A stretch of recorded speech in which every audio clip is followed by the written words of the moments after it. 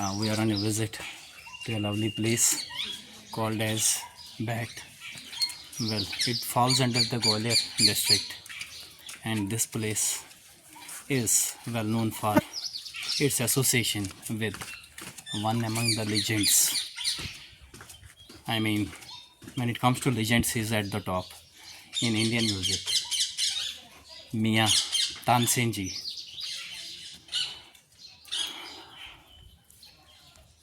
Well, there is a temple जहाँ पे तानसेन जी रियाज करते थे, and there are some large trees, banyan tree. For the first time I have explored these banyan trees. Well, first just have a look at these banyan trees. The beauty of these banyan trees is that its branches roll down, again come back to the origin, to the surface of earth, and then they also grow up. Well, this ये जो छोटा सा मंदिर है, it's not erect, and what I could hear from friends is that this is due to the power of Tansen ji.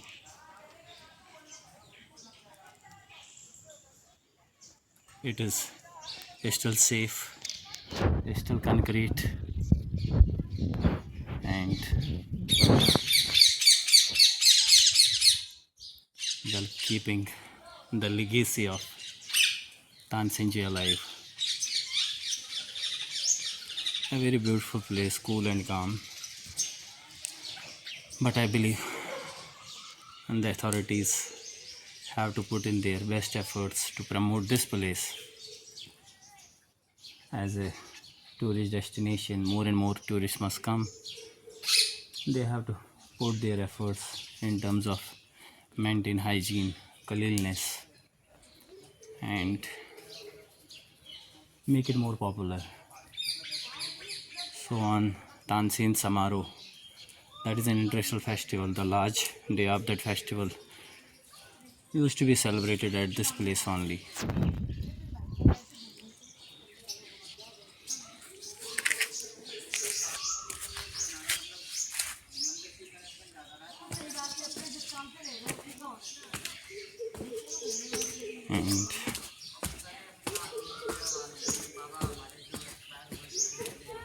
And there is some stream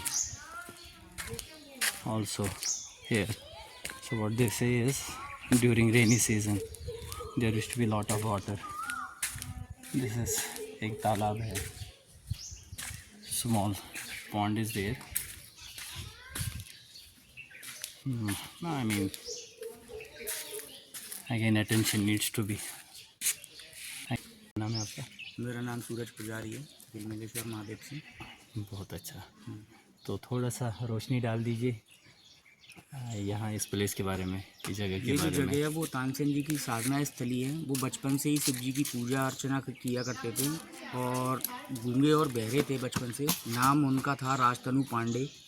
तो वो अनाथ थे, गांव में एक बघेल परिवार में उनका पालन पोषण किया गया था। तो वो बकरियां चराते थे और संगीत के बचपन से ही प्रेमी थे, लेकिन उनको बोलना और सुनना नहीं आता था, गूंगे और बहरे थे।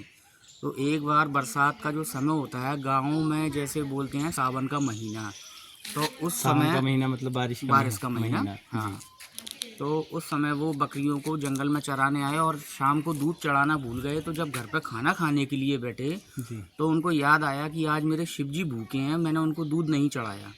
तो वो उसी समय अपनी बकरी को कंधे पर रख के जो है मंदिर के रास्ते के लिए चल पड़े अपने घर से। और रास्ते में बारिश के कारण जो नदी के पानी का प्रभाव था वो बहुत ही तेज़ था, जिसके कारण वो यहाँ से गांव में जो रास्ते में एक छोटी सी पुलिया मिलती है, अभी आप आए होंगे, छात्रावास मिला होगा, वहाँ से वो बह गए और यहाँ से करीबन 3 से 4 किलोमीटर दूर वो कहीं पत्थरों की चट्टान से टकरा कर रुके और फिर जंगल के रास्ते आके उनने शिव जी को दूध चढ़ाया। जब शिव जी को उनने दूध चढ़ाया तो ज़ोर से आवाज़ हुई, आकाशवाणी हुई कि मैं तेरी तपस्या से बहुत खुश हूँ, बोल तुझे क्या चाहिए।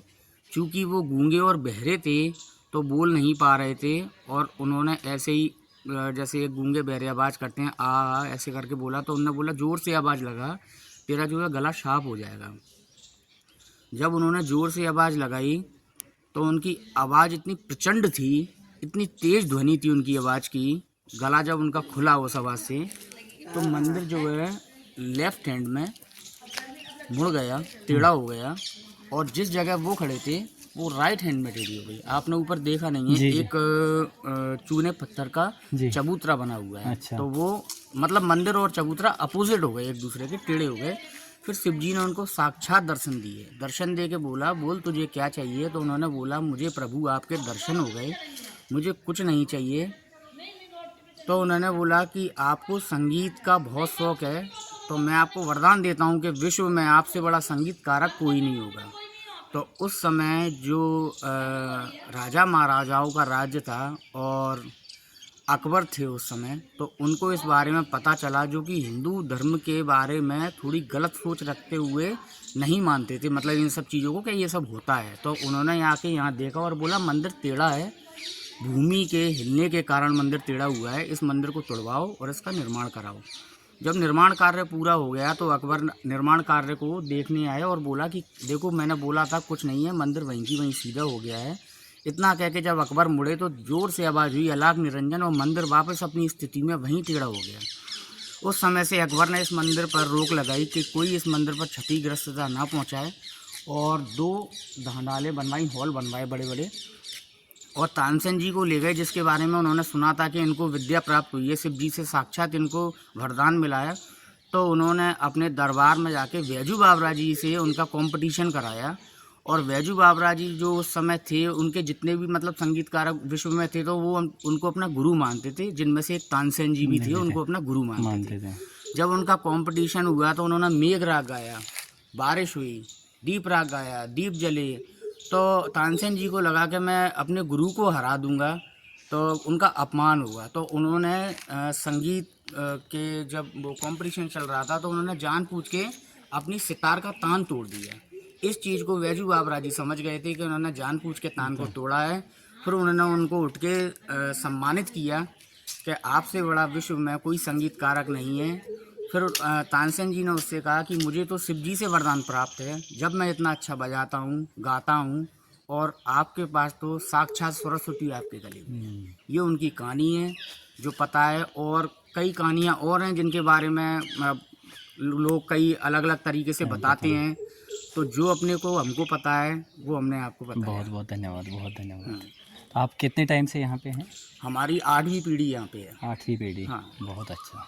तो आप यहीं पे मतलब क्यों, मतलब थोड़ा सा मैं जानना चाहता हूँ कि उस तरह जैसे ना ये जगह प्रमोट होनी चाहिए, वो थोड़ा सा मुझे लग इसके रहा लिए है। गवर्नमेंट काफ़ी लगी हुई है प्रयास करने के लिए। अभी भारत सिंह कुशवाहा जी ने भी कुछ पैसे का किया है गांव के विकास के लिए और मंदिर के विकास के लिए। जी जी। और बाकी जो मध्य प्रदेश टूरिज्म है, उनकी तरफ से उतना ध्यान नहीं दिया जा रहा है जितना ध्यान विश्व प्रसिद्ध मंदिर के लिए दिया जाना चाहिए। उतना ध्यान नहीं दिया जा रहा। नहीं, जिस तरह यहाँ पोटेंशियल है, जिस तरह का मतलब इसका एक एक अहम मतलब एक पोजीशन है, जो टूरिज्म यहाँ होना चाहिए वो टूरिज्म यहाँ नहीं है। जी जी जी। अभी चलिए प्रार्थना करेंगे कि मतलब हाँ और लोग ज़्यादा से ज़्यादा यहाँ आए। काफ़ी अच्छी जगह है। तो ये पेड़ है यहाँ पे, ये आम का पेड़ है ना? काफ़ी वृक्ष हैं यहाँ। जी जी, आम का पेड़ है। चारों तरफ जंगली है। वो क्या, कौन सा है ये? बनियान ट्री है? कौन सा? हाँ, ये बरगद का पेड़। बरगद का पेड़ है, जो कि हजारों वर्ष की इसकी आयु होती है। अब ये हमको भी नहीं पता ये कब से है, लेकिन ये काफ़ी समय से है।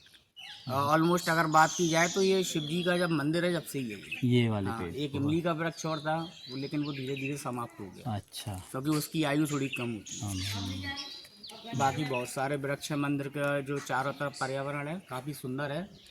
आप दिखा सकते हो चारों तरफ से। हाँ जी जी जी। हाँ, काफ़ी सुंदर दृश्य है यहाँ के। ये कौन सा पेड़ है? ये भी वही है? ये भी बरगद के पेड़ यहाँ ज़्यादा है। वो क्या ऊपर लगा हुआ है? ये मधुमक्खी? हाँ, मधुमक्खी के छत्ते हैं। काफ़ी संख्या में है यहाँ, हजारों की संख्या में है। वो दिख ही रहा है, बहुत बड़ी है। यहाँ पे आप दिन में जो है खाना नहीं बना सकते हैं, लकड़ियाँ जला के मतलब प्रदूषण नहीं कर सकते हैं, वरना ये उड़ जाते हैं और काफ़ी लोगों को मतलब हानि पहुँचाते हैं। बहुत धन्यवाद भैया आपका।